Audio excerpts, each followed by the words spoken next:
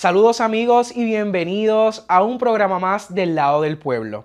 Hoy le tengo un programa especial, un programa que se sale un poco de lo atípico, de nuestras problemáticas, de nuestras conversaciones, pero que siento que es de suma importancia ante la realidad que estamos viviendo como país. Recientemente yo tuve la oportunidad de entrevistar al motivador Nick Vujicic. Esto es un motivador americano pero con descendencia australiana que ha nacido con la enfermedad tetramelia o con la limitación tetramelia. ¿Qué es tetramelia? Tetramelia es la limitación de un ser humano que nace sin sus extremidades, es decir, nació sin brazos ni piernas. Pero aún así, a pesar de que vivió con depresión, vivió con el señalamiento de la sociedad, vivió con todos estos pensamientos de qué pensará la sociedad de mí, pero sobre todo hasta dónde podré llegar sin mis extremidades. Se ha convertido en el motivador más importante a nivel mundial, se ha convertido también en el escritor de New York Times más importante y afortunadamente nosotros tuvimos la oportunidad de tener esa entrevista con él, una entrevista de retos, una entrevista que nos invita a reflexionar sobre dónde estamos parados, sobre qué tenemos y sobre cómo debemos mirar la vida. Así que hoy, como parte de nuestro compromiso con la sociedad de brindarle una información que pueda ser útil para un mejor Puerto Rico, para una mejor sociedad, les invito a que vean este capítulo tan importante. Un capítulo de reflexión, un capítulo que podamos compartir con nuestras familias, pero sobre todo, que utilicemos esto como ejemplo para demostrarnos a nosotros mismos que todo lo que está en tu corazón, tú lo puedes lograr. Así que disfruta de esta conversación con Nick Vujicic. Invitando a este precioso hombre de Dios, un orador mundial, transmitiendo fe y esperanza. Él dice, confía en Dios y lograrás tus sueños. Dice, no tengo brazos. El pastor, orador mundial, Nick Vujicic.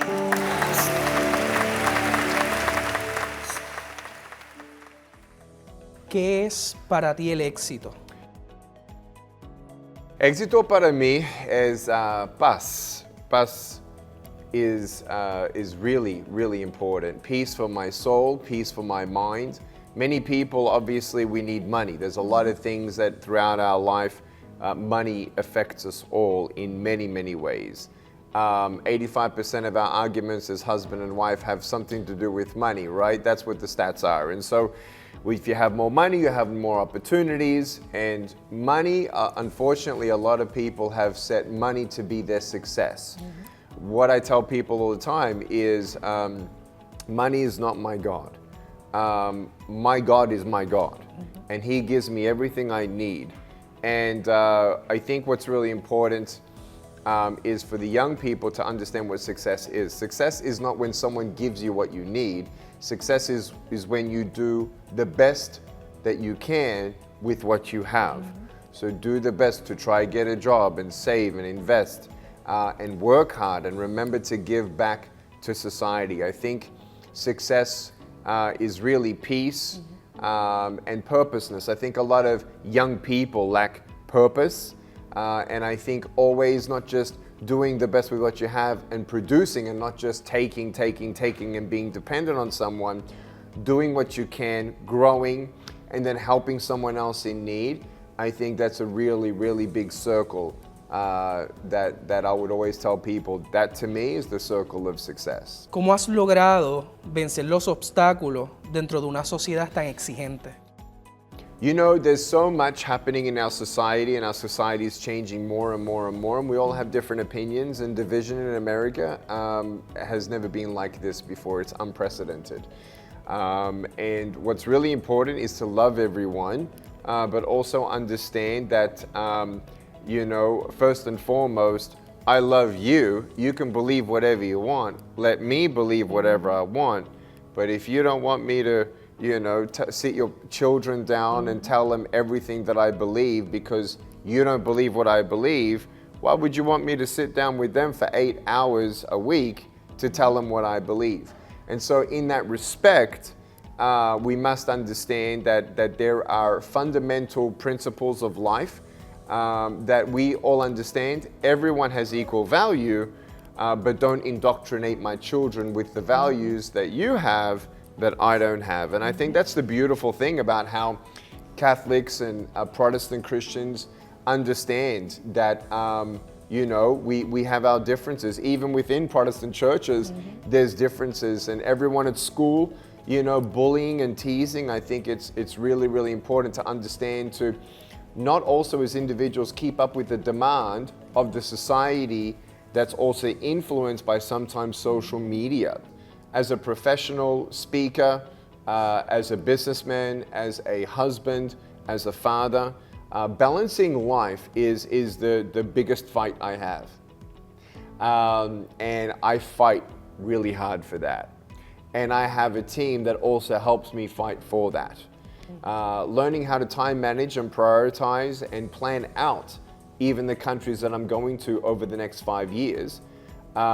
We really try to plan it out and make sure that I am also a wonderful father and a wonderful husband by just simply being there. I'm not that person that sacrifices my family to go for a mission or make money to give my children opportunities, because my children need a father more than opportunities. And this irreplaceable years of my children, it's very, very important that I sniper in and make sure that I don't get emotional nor pulled in to making decisions that I'd rather maybe, let's just say, regret later. And so I'm always focusing in on time. I think actually time is the greatest asset of your entire life. Time is not promised. And so I try to do my best to seize every moment, seize every opportunity, plan it out. And if I can't come to a country, we have 35,000 invitations for me to speak, and I've been to 81 countries and 31 presidents. So there's a lot of demand. ¿O qué mensaje podrías darle a los puertorriqueños que hoy día se sienten limitados? Look, for me here in Puerto Rico, I am so blessed. Yo hablo un poquito español porque mi esposa es mexicana. Mitad japonés, mitad japonesa, mitad mexicana, Japonka, or Hapokanka, whatever you want to say. And so with all and I was born in Australia, and I've lived in America for 20 years, and my parents are from Europe. And so no matter what country I go to, the message is the same. Be true to yourself and understand that just because people don't like you, or maybe you get bullied, or maybe you bully yourself and you don't like you, give yourself a chance. Give your broken pieces a chance. There's so many people who are wishing that they had more opportunity, wishing that things would change. Unfortunately, the way that us human beings are is that no matter what we have, no matter what we don't have, we still have a choice to either be angry for what we don't have or be thankful for what we do have, and again, doing the best with what you have in your hand. And so I want everyone to, first and foremost, love each other, pray for Puerto Rico. I think there's a special a place in God's heart for Puerto Rico, and I'm very careful with my words. Very careful. I'm coming back sooner than I think, and I think there's some incredible opportunities here that I feel like really will resonate. More and more messages with young people, whether they're Catholics or Protestants. And I've had a wonderful time meeting Governor Pedro at the office and the executive staff there, and talking about that even after I leave, I want to bring still messages of anti-bullying messages, of loving each other, of believing, of setting goals, and letting everyone know that we can find the strength to never give up. And I love the whole message that I'm hearing more and more about even Puerto Rico, about servicemen and women in agencies for people with disabilities. And I was speaking in front of 1,300 members of those agencies, and it was absolutely incredible to encourage those who also make a difference in people with disabilities or families affected with disabilities, and letting them understand that their work is really, really important.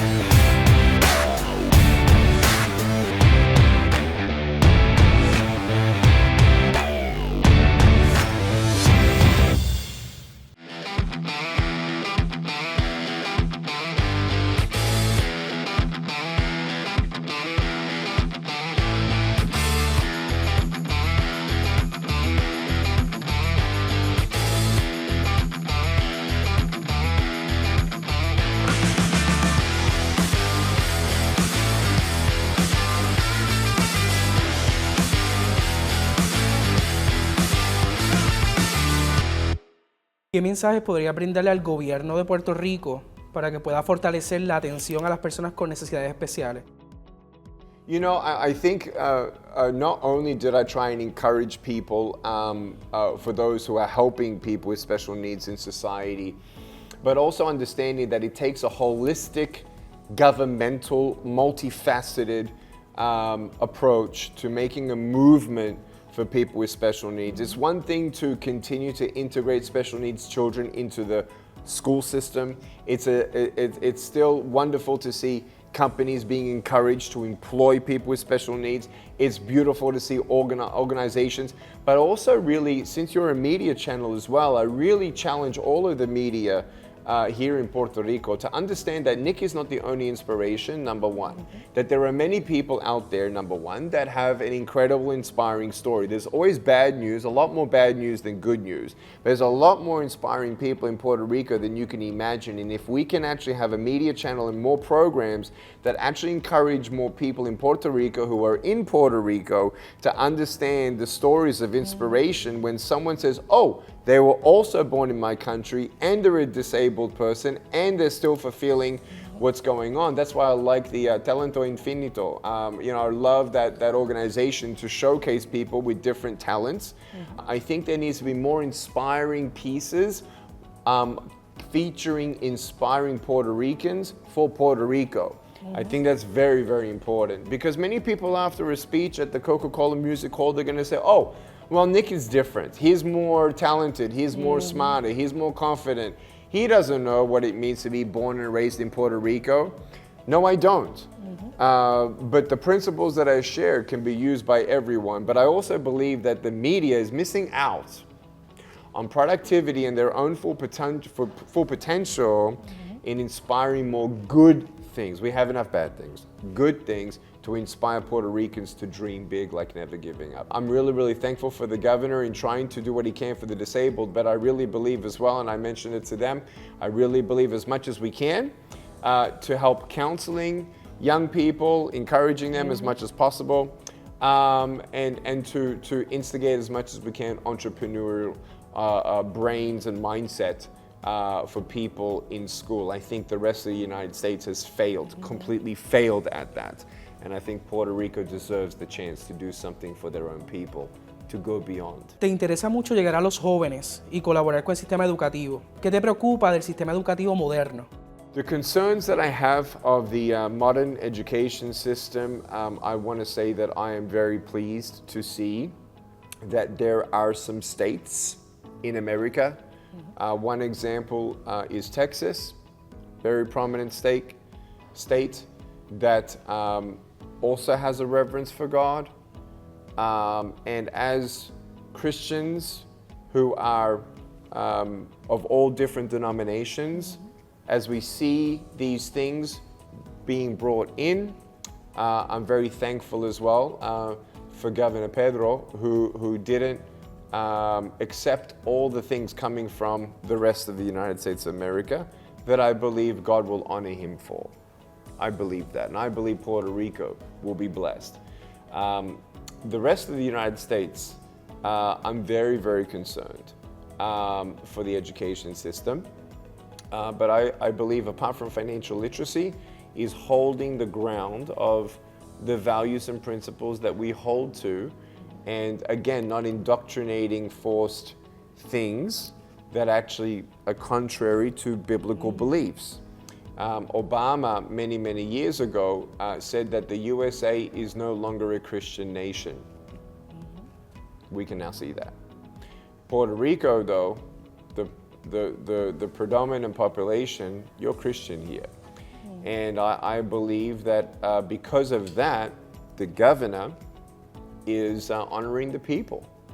I think those laws that have been done and not going unlimited, as some other states are, I'm very thankful to see the opportunities of Puerto Rico. And I actually will say this to you. I've told several audiences in Puerto Rico that I think I'm coming back sooner than later, because I feel like apart from speeches, there's going to be more programs and and encouragement that we can do along the way in multiple verticals. Tú hablas y conoces muchos temas. Si hoy fuera el último mensaje de tu vida, ¿qué mensaje nos dejarías? If I had only one last message to give everyone, please understand that we must know who God is. Not just saying that you're believing in God, but then you're swearing and you're sleeping around and you're addicted to pornography. Not just to go to church, but you read the Bible. So many people go to church, some of them twice a year, some of them 52 times a year. But if you don't know the Bible, how can I say that someone actually is a true religious person when they don't even read the scriptures? And so this is something that I tried to address at a speech that is online to the young people who are Christian, to make sure that we are true to our faith, because without God, we can do nothing. Everything I've ever done, every good thing that you've ever seen in me or through me is not me, it's God. And we are all servants of the Most High God. And I'm His child and He's my dad. And He knows who I am and I know who He is. And I can pray directly to Him. And I encourage for anybody who has cousins or uncles, aunts, grandmas, who either are Protestant or Catholic, to do Bible studies together. And Catholics and Protestants, I'm not talking about the differences, but the commonalities. And let God speak and encourage us all. Bueno, para mí ha sido sumamente gratificante esta conversación. Yo lo tomo como una reflexión. Yo espero y para ustedes también, pero yo quiero sincerarme con ustedes. Porque como este programa se llama Del Lado del Pueblo, es bien importante simpatizar con ustedes. Les voy a contar la realidad detrás de esta entrevista. Cuando yo me entero que Nick está en Puerto Rico, para mí era un sueño, porque una persona de tanta influencia en las redes sociales y en tantas personas a nivel mundial, me interesó hacer la entrevista. Solicito la entrevista y afortunadamente se me da esa oportunidad de exclusividad. Cuando llega el momento que yo tengo a Nick de frente, yo como ser humano enfrento una limitación, porque las limitaciones no son solamente físicas, hay limitaciones incalculables, muchas de ellas que nosotros mismos nos las ponemos en nuestra propia mente y en nuestros propios pensamientos. Cuando comenzamos la entrevista, me doy cuenta que la entrevista era solamente en inglés. Yo, siendo honesto con ustedes, no domino al 100% el inglés, se me hacía un poco complicado el tener una conversación con él. Y ahí yo simpaticé, porque comencé a enfrentar una limitación que tuve que buscar cómo yo poder romper esa barrera y poder lograr lo que yo he querido traerles a ustedes, que era ese mensaje de importancia para Puerto Rico. Así que buscamos las alternativas, buscamos las soluciones para poder comunicarnos de una manera efectiva, aún sin dominar mucho el idioma. Porque en efecto Nick no dominaba mucho el español, pero yo tampoco dominaba mucho el inglés. Y fue un momento donde eso nos hizo crear una unión entre invitado y entrevistador en este caso. ¿Por qué les comento esto? Muchas de las veces nosotros como puertorriqueños o como sociedad, como humanos, nos ponemos limitaciones en nuestra mente que pueden ser simplemente una barrera de plástico. ¿Qué te quiero decir con esto?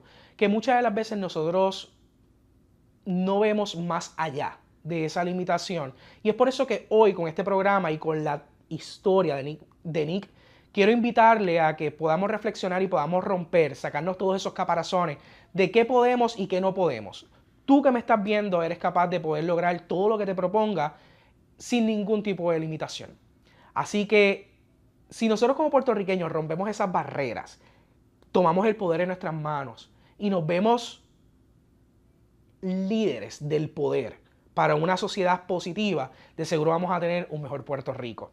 Yo espero que ustedes hayan disfrutado de esta conversación. Yo les prometo que de la semana que viene vamos a continuar con estos programas del Lado del Pueblo, buscando esos temas, buscando esas situaciones, buscando esas reflexiones que nos pueden mejorar como sociedad, Yo les invito a que debajo de este video nos pongan cualquier solución, cualquier problemática, cualquier iniciativa que ustedes gusten que nosotros compartamos en este espacio, podamos mirarlo, podamos compartirlo y así poder crear contenido de bien para ustedes. Así que esto ha sido todo por hoy y los espero ver el próximo viernes en un programa más del Lado del Pueblo. Hasta la próxima. Señores, jugando pelota dura se fortalece en el mundo digital. Y ahora que transmitimos solo por YouTube, miles y miles de personas se unen de lunes a viernes para ver nuestro contenido. Este canal está lleno de contenido de valor para que juntos nos eduquemos, informemos y entretengamos. Suscríbete al canal, activa la campana y únete a las miles de personas diarias que nos sintonizan por YouTube.